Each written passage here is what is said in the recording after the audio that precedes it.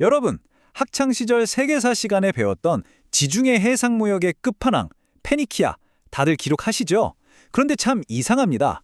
성경을 꽤 읽으셨다는 분들도 구약 성경에서 이 거대한 제국의 이름을 발견하기란 쉽지 않거든요. 도대체 이들은 성경 어디에 꽁꽁 숨어 있는 걸까요? 오늘 이 해설에서는요, 마치 흩어진 퍼즐 조각을 맞추듯이 역사적 사료와 성경 기록을 쫙 펼쳐놓고 성경 속 페니키아의 진짜 모습을 흥미진진하게 파헤쳐 보려고 합니다. 자, 지적 호기심을 가득 채워줄 오늘의 해설 바로 시작해볼까요? 오늘 우리가 함께 살펴볼 핵심 루트입니다. 첫 번째, 성경 속 페니키아의 정체. 두 번째, 페니키아 대 블레셋.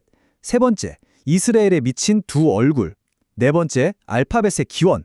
그리고 마지막으로 역사가 주는 신앙적 교훈까지. 자, 빠르게 들어가 보죠. 1장, 성경 속 페니키아의 정체입니다. 앞서 말씀드린 것처럼 페니키아는 세계사에서 그야말로 지중해를 주름잡던 상업과 무역의 대명사잖아요. 그런데 구약 성경을 아무리 이리저리 뒤적여봐도 페니키아라는 단어는 명확하게 눈에 띄지 않습니다. 그들이 성경의 주 무대였던 가나안 땅 바로 옆 인근 해안에 딱 자리 잡고 있었던 건 아주 확실한 역사적 팩트인데 말이죠. 그렇다면 도대체 구약 성경의 저자들은 이 엄청난 이웃을 뭐라고 불렀을까요? 자, 여기서 놀라운 사실 하나 알려드릴게요. 우리가 흔히 아는 페니키아라는 이름은요, 사실 고대 그리스인들이 그들을 부르던 헬라어 명칭, 즉 그리스식 이름이었습니다. 성경은 이 그리스식 이름 대신에 그들의 가장 핵심적인 도시국가였던 두로와 시돈이라는 이름으로 이들을 정확하게 기록하고 있어요. 지리적으로 보면 오늘날의 레바논 연안, 그러니까 이스라엘의 바로 북쪽 해안지대죠. 그리고 더 재밌는 건 이들이 창세기 10장 노아의 계보에 등장하는 가나안의 맏아들, 바로 시돈의 후손들이라는 겁니다. 한마디로 본질적으로는 가나안 족속이었다는 거죠. 참고로 신약 성경인 사도행전쯤 와서야 비로소 이 이름을 한자로 음역한 베니게라는 단어가 쓱 등장하게 됩니다. 2장, 페니키아 대 블레셋입니다. 성경을 읽다 보면 바닷가 쪽에 사는 강하고 센 민족들이 등장할 때 페니키아와 블레셋이 은근히 헷갈릴 때가 있거든요.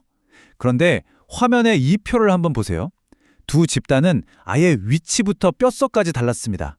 일단 북부 해안에 자리 잡은 페니키아는 꽤 우호적인 무역국가, 즉 비즈니스맨들이었던 반면에 남서부 해안의 블레셋은 저 멀리 그리스 인근 섬들에서 배를 타고 건너온 이른바 바다민족 출신의 아주 호전적인 철기 전사들이었습니다. 느낌이 확 다르죠? 성경 속 대표적인 인물만 봐도 극명하게 갈려요. 페니키아 쪽에는 하나님의 성전을 짓도록 적극적으로 도와준 히람왕, 그리고 훗날 이스라엘을 영적으로 쑥대밭으로 만든 이세벨이 있다면요. 블레셋 쪽에는 그 유명한 거인 골리앗, 그리고 삼손의 연인 들릴라가 떡하니 버티고 있죠. 어떠세요? 이제 완전히 다른 두 집단이라는 게 분명하게 와 닿으실 겁니다. 3장, 이스라엘에 미친 두 얼굴입니다. 그럼 이 페니키아가 고대 이스라엘 역사에 어떤 영향을 미쳤을까요? 이게 참 양날의 검 같았습니다. 먼저 아주 긍정적인 면을 보면요. 다윗과 솔로몬 시대에 이스라엘은 페니키아의 압도적인 첨단 기술력을 정말 적극적으로 수용했습니다. 당시 드로 왕이었던 히람은 솔로몬이 성전을 건축한다고 하니까 당시 최고급 자재였던 레바논 백향목을 바닷길로 쫙 보내줍니다. 그것뿐만이 아니에요. 세계 최고 수준이었던 그들의 숙련된 석공들이랑 청동 다루는 기술자들까지 통 크게 파견해주죠. 이게 무슨 의미냐면요. 당대 세속세계에서 가장 발달해 있던 해상무역과 건축 기술이 역설적이게도 하나님의 거룩한 성전을 세우는 핵심 도구로 쓰였다는 겁니다. 하지만 여러분, 여기서 우리는 속도를 조금 늦추고 아주 비극적인 이면을 마주해야 합니다. 시간이 한참 흐른 뒤에 페니키아의 공주였던 이세벨이 북이스라엘의 아하방과 정략 결혼을 맺게 되잖아요. 그런데 이게 그냥 단순한 외교적인 스킨십이 아니었습니다. 그녀가 이스라엘로 넘어올 때 페니키아의 핵심 종교였던 그 끔찍한 바알과 아세라 신앙을 이스라엘 땅에 문자 그대로 대대적으로 수입해버린 겁니다. 앞선 문화와 기술을 주고받으며 쿨해버리던 그 관계가 결국 이스라엘의 영적 정체성을 뿌리째 흔들어버리고 아주 끔찍한 타락을 가져오는 치명적인 맹독이 되어버린 것이죠. 4장, 알파벳의 기원입니다. 자, 이제 다음으로 세계사적으로나 성경적으로나 절대 빼놓을 수 없는 페니키아의 최고 아웃풋, 바로 알파벳 이야기를 해볼게요. 이 사람들은 지중해 전역을 누비고 다니며 장사를 해야 했습니다. 당연히 복잡한 계약서도 쓰고 장부도 기록해야 했는데 당시 이집트의 상형 문자나 메소포타미아의 서령 문자는 배우기도 너무 어렵고 쓰기도 복잡했죠. 그래서 이 똑똑한 비즈니스맨들이 획기적인 발명품을 만들어냅니다. 그림을 그리는 대신에 사람의 소리 자체를 기호로 만든 표온 문자를 구원해낸 거예요. 이것이 바로 페니키아 알파벳의 탄생입니다. 그리고 이 아주 실용적인 문자가 바다를 건너서 그리스 문자의 뿌리가 되고 오늘날의 영어 알파벳으로까지 이어지게 된 거죠. 그런데 여기서 진짜 소름 돋는 사실 하나 알려드릴까요? 구약 성경을 기록한 히브리어 문자 역시 바로 이 고대 가나안 문자에서 파생되었다는 점입니다. 오로지 무역의 효율성을 위해 만들었던 그 세속의 발명품이 하나님의 거룩한 말씀을 문자로 기록하고 대대손손 전승하는 결정적인 도구가 된 거예요. 정말 기가 막힌 역사적 진실이죠? 5장, 역사가 주는 신앙적 교훈입니다. 자, 이제 역사 사료가 제시하는 관점에서 이 모든 걸 어떻게 바라봐야 할지 결론을 지어보겠습니다. 오늘 우리가 본 사료는 이 페니키아의 역사를 일반 계시와 특별 계시가 어떻게 기가 막히게 함께 일하는지를 보여주는 아주 완벽한 사례로 설명하고 있습니다. 페니키아인들이 피땀 흘려 발전시킨 건축술, 항해술, 그리고 알파벳. 사실 이거 그 자체로는 전혀 영적이거나 신앙적인 게 아니잖아요. 그냥 세속적인 학문이고 기술이죠.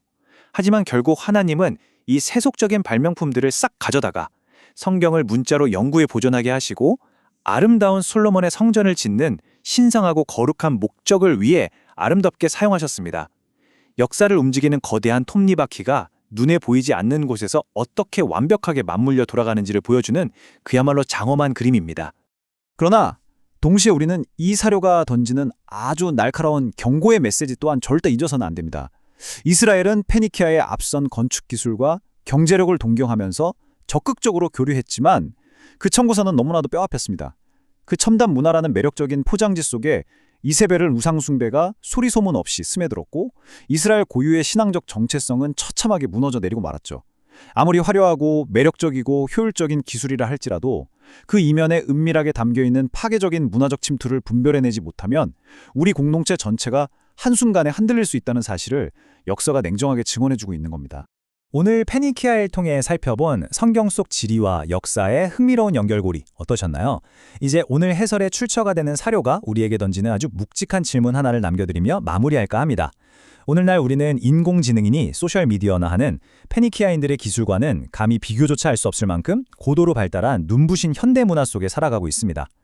이 거대하고 때로는 폭력적이기까지 한 문화적 급류 속에서 우리는 이런 유용한 기술들은 지혜롭게 사용하면서도 어떻게 우리 삶의 가장 핵심적인 가치, 바로 우리의 영적인 정체성을 굳건히 지켜낼 수 있을까요? 이 쉽지 않은 질문에 대한 답을 오늘 여러분 각자의 삶 속에서 꼭 한번 깊이 고민해 보시길 바라며 오늘의 해설은 여기서 모두 마치겠습니다. 끝까지 함께해 주셔서 감사합니다.